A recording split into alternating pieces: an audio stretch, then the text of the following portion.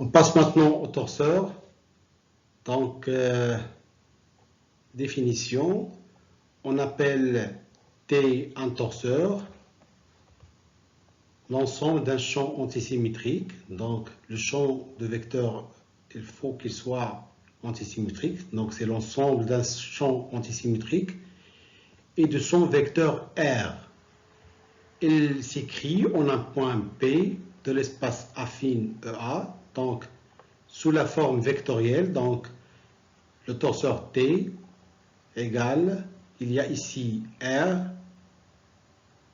accolade, donc ici il y a MP. Ça c'est la résultante du torseur, et ça c'est le moment du torseur. Ça c'est le moment du torseur. La résultante et le moment. La résultante, elle est indépendante du point P. Indépendante du point P. On dit que R est un invariant vectoriel. Un invariant vectoriel. Et MP, c'est le moment au point P. Ça dépend, donc le moment dépend du point P. Si on passe à un point différent, donc on aura MQ.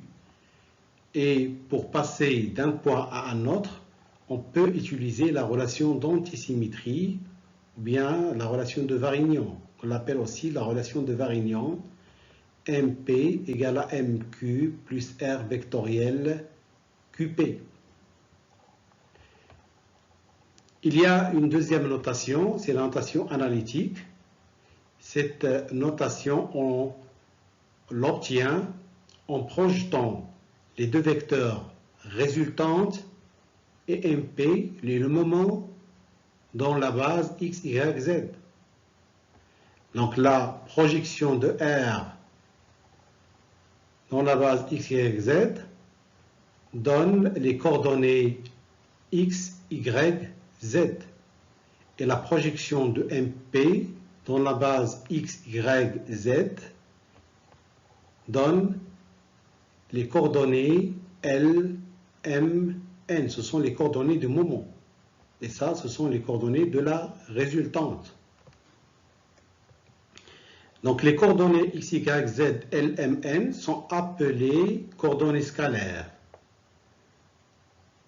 ou coordonnées pluqueriennes du torseur. L'ensemble formé par R et MP constitue les éléments de réduction du torseur en P. La connaissance de R et M en un point particulier A de l'espace affine détermine complètement le torseur en tout point P de l'espace EA. Donc, si on connaît le moment en un point particulier A, par exemple, un point quelconque A,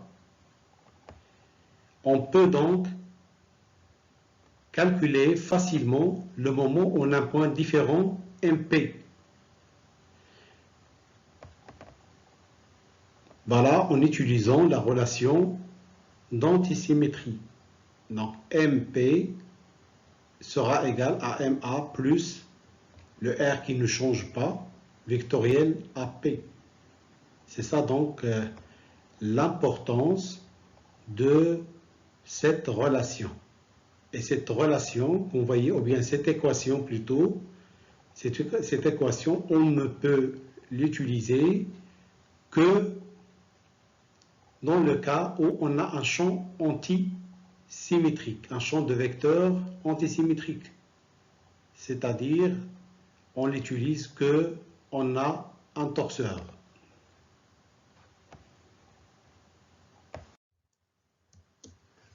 Opération sur les torseurs. On considère dans toutes les opérations que suivent deux torseurs, T1 et T2, définis au même point P,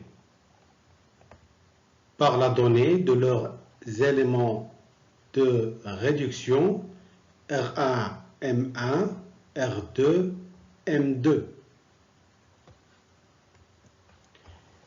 Donc, les deux torseurs T1 et T2 sont égaux si et seulement si R1 égale à R2 et M1 égale à M2, quel que soit le point P.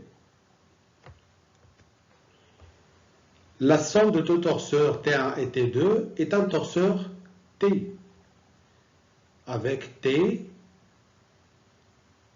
égale, donc au torseur qui est comme élément de réduction, R égale la somme des deux éléments de réduction, la somme des deux résultantes plutôt, R1 plus R2, donc la résultante R égale à R1 plus R2, et le moment égale M1 plus M2. Voilà, c'est la somme.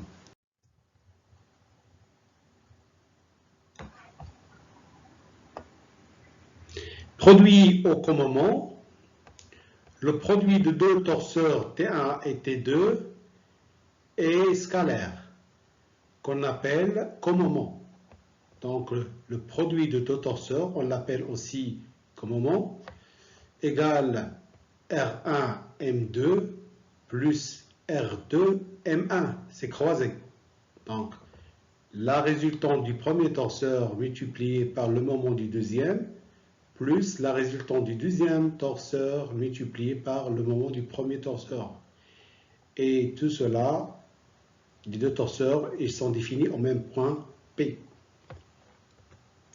Remarque, le commandement de deux torseurs est indépendant du point P. Le commandement de deux torseurs, ou bien le produit, est indépendant du point P. Multiplication par un scalaire, donc la multiplication d'un torseur T1 par un scalaire lambda et le torseur T défini par, donc, lambda égale, donc T égale lambda T1 avec R égale à lambda R1 et le moment égale lambda fois M1. M égale à lambda M1. La dérivée d'un torseur par rapport au temps T est un torseur dont les éléments de réduction sont, donc la dérivée d'un torseur, par exemple la dérivée de T1, il donne un nouveau torseur T avec comme résultante R égale à la dérivée de R1 par rapport au temps et le moment au point P égale à la dérivée du moment M1 par rapport au temps.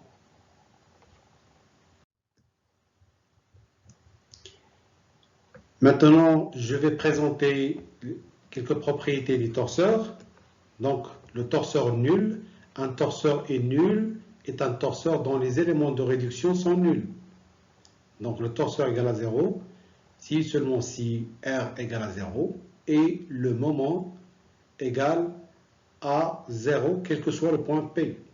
Le moment au point P égale à 0, quel que soit le point P. Invariant scalaire, on appelle invariant scalaire d'un torseur T, le scalaire noté IS, défini comme le produit scalaire des éléments de réduction de T au point P. Donc c'est quoi l'invariant scalaire?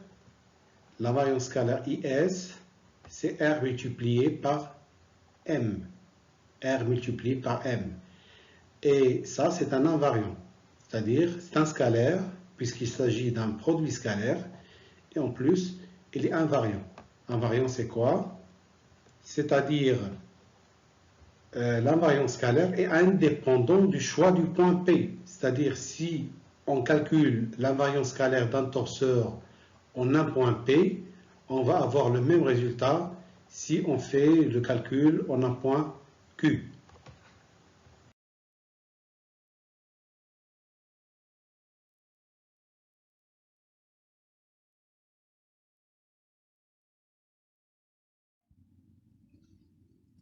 Voilà, maintenant on va démontrer que l'invariant scalaire d'un torseur est indépendant du point P choisi. Donc, démonstration. Donc, voilà, on a un torseur, considérons un torseur T, défini par les éléments de réduction R, M P, le torseur est défini au point P par la donnée de sa résultante R et son moment MP. Le même torseur, il est défini en un point différent Q par le même vecteur, même résultante. La résultante ne change pas, c'est un invariant vectoriel. Et le moment, mais c'est en Q. Donc, partons du calcul de l'invariant scalaire qui est défini par le produit scalaire de R et MP. Voilà, et on va montrer que l'invariant scalaire ne change pas quand on change le point P par le point Q. Donc, d'après la relation d'antisymétrie ou bien la relation de Varignon d'un torseur, donc produit scalaire, ça on met, donc MP c'est MQ plus R vectoriel QP. Et ça donne, en développant, si on développe toute cette équation, voilà, on va avoir MQ plus R scalaire R vectoriel QP. Ça égale à 0, ça c'est vectoriel, égale à 0 parce que R vectoriel QP, il est orthogonal à R. Donc ça donne 0. Voilà, on va avoir à la fin que R fois MQ. Donc c'est l'invariant scalaire du torseur défini au point Q. Donc l'invariant scalaire ne varie pas quand on passe d'un point P à un point différent Q du domaine.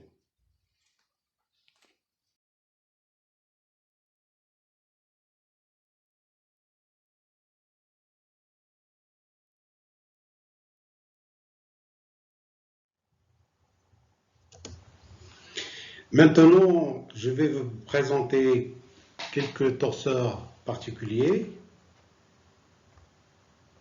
Donc, torseur glisseur. Un torseur T est un glisseur qu'on note G s'il existe un point P où son moment est nul. Il existe un point P tel que le moment est nul, avec R différent de 0. Dans ce cas, le moment T, on a un autre point Q, s'écrit donc N en point Q égale à R vectoriel PQ. Ça c'est simple. Donc MQ c'est quoi? C'est MP plus R vectoriel PQ. Puisque MP égale à 0, donc il reste R vectoriel PQ. En général, pour qu'un torseur T de résultante R non nul soit glisseur, il suffit que son invariant scalaire soit nul. Ça, c'est normal, puisque le produit scalaire de ce torseur, ou bien du glisseur, c'est quoi? C'est R scalaire MP. Et ça, c'est invariant. Donc, IS, il va rester le même. Donc, IS égale à 0. Donc, la condition pour qu'un torseur soit glisseur, il faut que R soit différent de 0 et l'invariant IS soit égal à 0. Donc T est un glisseur, G, donc équivalence, R différent de 0, du vecteur nul, et IS égale à 0.